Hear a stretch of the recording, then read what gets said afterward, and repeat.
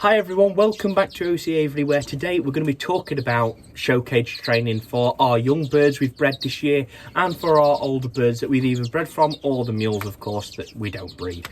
Now we've got all sorts of different methods to look at today of how we're getting the birds steady and how we're going to get them to show themselves the best. So start in a few weeks with my first real effort being at the Lancashire British Bird and Mule Club, which I'm also show secretary for. And then it will go on with multiple other British bird shows throughout the year. So we're going to have a look at some red poles, we're going to have a look at some green finches, some twites, a linnet, maybe a bullfinch or two, a crossbill, and some canaries of how we're going to show cage train these guys to a good standard, which hopefully will mean I've got a good chance of winning some specials and the classes. Now, if you are new around here, make sure to subscribe down below. We're aiming for 10,000 subscribers before the end of the year.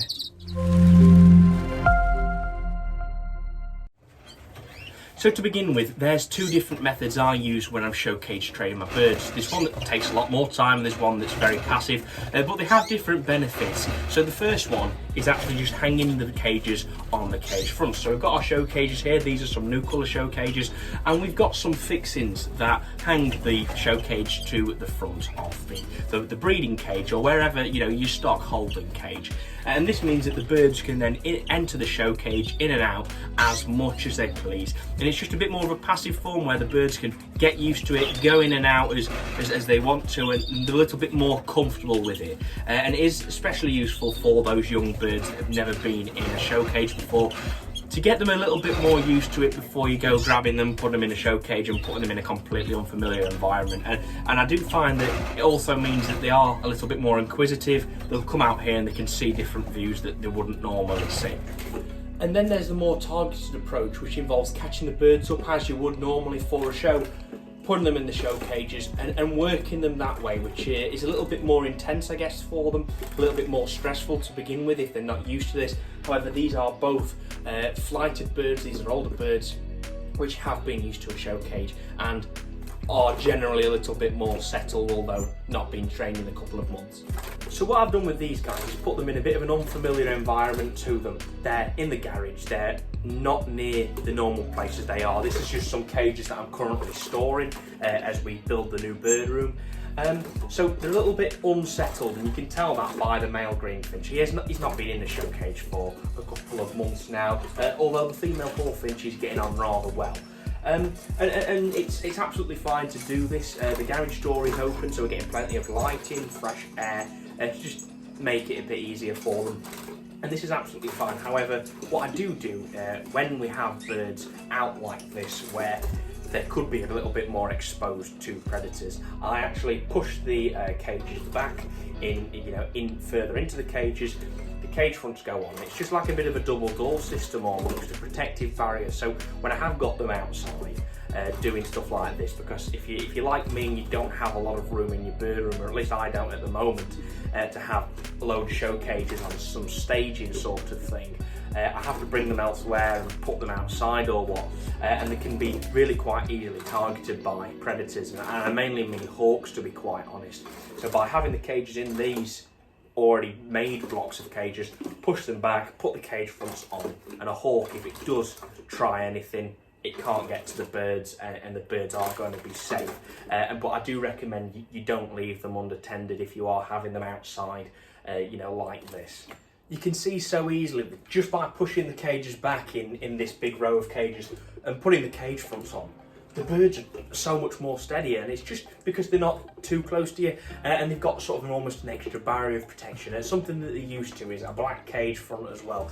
It's a bit of familiarity for them, and if it means getting them comfortable in a show cage, especially as young birds, then it works for me every time.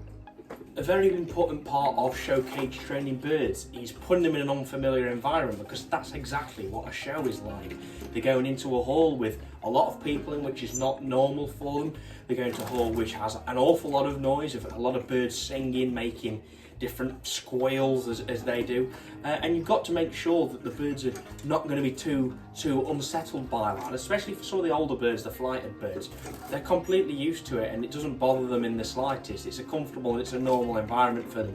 But for some of the younger birds, like we've got a red poll here, it's a little bit more unsettled. So by putting it in an unfamiliar environment, which at the moment isn't particularly noisy, is really important. Now, something I do to try and get them used to a little bit of a higher noise level of people talking and stuff, is putting the radio on and just having that playing while they're out show cage training, and it just changes it a bit for them, makes it a bit louder, gets them used to unfamiliar sounds as well as the whole environment around them, and it does seem to make a difference, and I have found that it really does steady the birds down as well. So you can see with these new colour show cages, these are not the correct D-cups, by the way, if you are looking to show new colours. I believe they need to be black or they're sort of hang on the front drinkers, but don't quote me on that. But something that I do to try and encourage the birds to put their heads through the head holes, these little holes here, is have a D-cup with some conditioning seed in it. And now this is usually where the water would go, but you need to entice the birds, and this is for young birds. I do practice this with the adult birds if they've not been in the show cage in a while, but especially for young birds when they've never been in the show cage before, they need to know to put the head through these little holes to get water, otherwise they're going to dehydrate very quickly. So by putting a bit of conditioning seed in there, they're in a bit of a mixed environment anyway, where they can come out of their stock cage, come into here and get a bit of a nice little treat. It does make a difference for them, and that has worked very well for me and a lot of other people as well.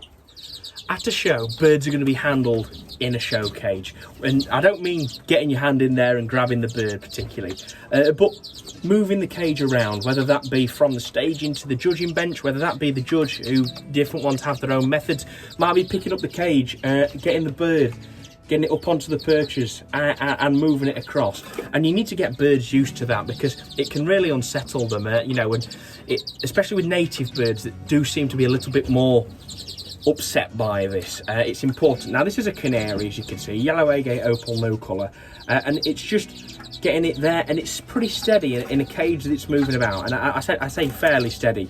It's a young bird, it needs some more work, but it's just an important little thing of moving the cage about and carrying the cage. It just needs to get these birds used to it to give them the best chance at a show, because the last thing you want is a bird sat on staging for 2 hours looking perfect, gets picked up, moved to the judging bench and looks awful because it's not particularly enjoyed being just having the cage picked up and moved about. So make sure your birds are somewhat used to that as well.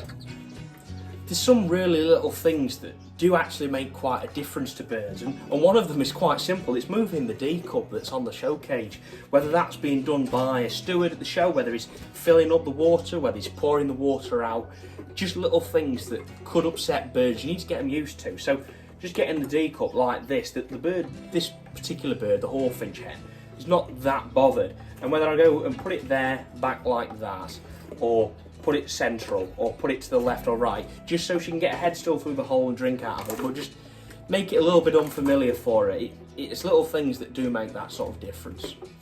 Something that a judge may also do is sort of run his hands across the cage front, and we want to get birds used to that, and it really does make a difference steadying them down. I've especially noticed this with red poles, but this is a bullfinch hen, and it's just moving your hand to move her side to side, and what a judge wants to see is a bird sat on the perches, not really on the cage front. You know, he doesn't want to see it clinging on, and doesn't want to see it really panicking and going into the floor and just sat eating, because a bird like that's not going to do any well on a show bench. So you want the bird to be staying on those perches, moving side to side, and just getting it used to that, getting it steady, and that's really important. Now, obviously you can see, again, she needs a bit more work. She keeps jumping on the cage fronts occasionally, she keeps jumping in this far corner. But it's little things that we can work on with moving hands, doing that sort of thing. It makes a difference. Some birds develop bad habits, and it's especially birds that are older, not particularly young birds, at least what I've noticed. But this is a Twight mule here. He's a 3-year-old bird, and something that he does, or two things that he does, is sit in a cage and twirl his head, which is classed as a fault, and jump side to side on the perches, looking towards the back of the cage. And this is not ideal. This is not something a judge is going to want to see, and it's something the bird will get marked down for. So little things do make a difference. You can see that we've got a piece of string actually hanging on the front of this cage. Immediately, he's pretty much looking forward and he's not twirling his head because he's looking at this piece of string. And it's something I've noticed, especially if you leave them for long periods of time, they'll spend a while trying to pull at that, pick at it, and it means that they're going to face the front and they get used to facing the front. And it does make that little difference. That could be the difference between your bird doing very little in a class or winning a class, and maybe even picking up a special or two. Little things like that, and it really has improved since I've had this bird over the past year, from him twirling his head to now looking forward, focusing, and actually doing a good job for me. A common fault with small finch species is that they cling to the front of wire too much. You can see that this red poll is doing it, and this is a young bird that, to be honest, hasn't been in a show cage before, but it's something that needs to be worked on, otherwise it's just not going to do very well in a show. Now, there are multiple methods to fix this. Some people will try and keep the bird down by putting your hand over the front, and you can do that. Some people will cover the whole front with plastic, and I think this is a good idea, just as long as you execute it right and make sure there's plenty of airflow. Is that they'll take the cage front out and they'll put like a clear sheet of plastic, like a perspex, or even some people use milk bottle fronts. Stick that to the inside of the cage, and then the bird can't jump up at the front because it'll just slide down, so it gets used to sitting on the perches.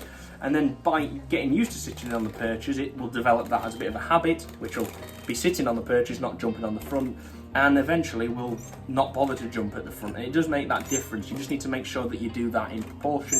You know, you don't put it in there all the time, because it does also need to get steady and used to someone in front of it rather than some clear perspex. So just be aware of that, but it is a nice little technique that quite a few guys do use, and something that I'm going to have to adopt when I'm show cage training birds like the red polls. So previously I have seen birds get put off with really little things, like colour of clothing. So you can see right now I'm wearing a rather dark navy hoodie, and now I'm wearing a white t-shirt. Hopefully that transition was okay, and it's little things like that that can throw them off, because if I'm usually wearing dark clothes and then suddenly wear light clothes, they're a bit like, okay, who's this? You know what I mean? And birds do this, and especially with judges. If a judge might be wearing a bright pink t-shirt, that can throw the birds off. So just little things like that, like bursts of colour, can throw them off. And now there's all sorts of things you can do for this, but something I like to do, which works quite nicely, is just a flashy rosette. So you can see I've got a red and white star rosette here. Birds need to get used to this, especially if the good birds and are winning these. They're going to be on the front of the cage. The birds need to be used to them. And just hanging that on the front of a cage like that, get the birds used to it. They need that colour, they need to see that, and they need to have something in close proximity like that, because the last thing you want to do is a bird to win a good special. You put the rosette on and then the bird puffs up, isn't happy, and looks like it wants to die. It happens. So get birds used to that as well. And that does require you winning a rosette, of course, especially if you're a novice, and you've not shown birds before, something you might not have done. But it doesn't have to be that. Just go and buy some red pieces of A4 paper, stick it onto the front of the cage, and it should do just as well. If you've read one of the more recent editions of the Cage and Aviary Birds magazine, I did a write-up on show cage training and different things that I found work for me. Something that throws birds off, which is really stupid, is glasses. Now, if you don't wear glasses and you suddenly put glasses on, the birds might be like, they don't know who this is, who's coming to feed them. And little things when you're judging, if you don't wear glasses and a judge does, it can put them off. So I don't wear glasses, but I have these work glasses. Well, when I'm grinding something, drilling something, building something that needs them on, just wear them and put the birds off, but get them used to them, because it's important that you do that, because the last thing that you want is a bird that's absolutely top tier and then gets put off by some glasses, and then suddenly it doesn't win anything. And it's honestly so weird, but birds do this, and be aware of this, because these are tricks that I've worked out and been told over time that actually do work. So there you are, that is today's video on the top tips for having young birds and our adult birds show cage training, and hopefully you have picked up some of these tips that you didn't know, and if you did know them, then hopefully you have enjoyed this video anyway, and it's been a nice refresher for you to have a look at all the different things that have worked for me in the past and continue to work for me as well. Now, I'd like to say best of luck to Rob from Bexley Heath, who is a novice. I know he watches the channel an awful lot, and it's his first show, I believe, as well. well. So best of luck, Rob, at the show. I hope you get some class winners, and I hope you might even get a special or two in there. So if you have enjoyed today's video, everyone, and you'd like to see more from OC Avery, make sure to subscribe down below so you don't miss any more future content. Let's hit 10,000 before the end of the year, and if you have enjoyed it as well, smash a like on it, please. Thank you very much for watching, and I'll see you in the next one.